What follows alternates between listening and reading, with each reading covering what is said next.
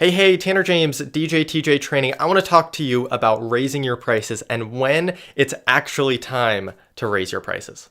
So you know how it is, right? You are doing well and you're making good money as a DJ and you are booking gigs and you're filling up your calendar and you think it's time to raise my prices. Most of the time, it's not time to raise your prices. What I see a ton of DJs do is they go and they book 3 gigs in 1 week. They are on fire. They are great. They are killing it. They are so excited. They're so pumped up and they're saying to themselves, I need to charge more. Problem, don't do that. And the reason you don't want to do that is because just because you booked 3 gigs doesn't mean that you can fill out a whole entire calendar with more gigs. Just because you had a good week and you booked a lot doesn't mean that you can do it again and again and again. Let's say on average you book 1 gig every single week. And so, during the course of the week, you get a call and you close it and you end up booking it. So that's your average. You book 1 gig a week. But let's say 1 week you book 3 gigs. Now you're on fire this week, but what you may not know is that your 3 weeks of 3 gigs just got collapsed into 1 week.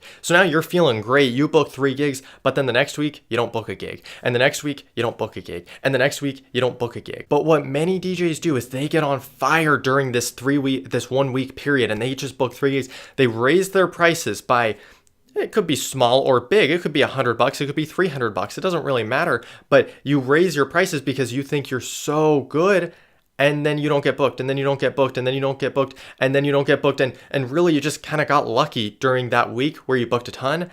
And then now what you're doing for the next 6 months, you're giving out higher prices and you're turning away clients because they're like, oh, well, we can't afford that. And so really you weren't good enough to raise your prices. And it sucks because then now you don't have anything coming up and it's problematic. And I've made this mistake before too. And I think a lot of big DJs do this as well.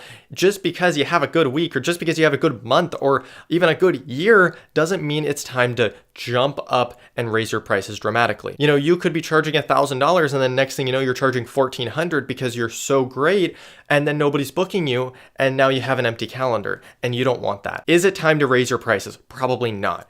I will give you a baseline though. If you are consistently booking more gigs time after time after time, if month after month you're booking more gigs, if year after year you're booking more gigs, go ahead, raise your prices, but be very sensitive and realize what you're doing. When you raise your prices, you will turn away some clients. Some clients will say, no, we just can't afford that. And that's okay.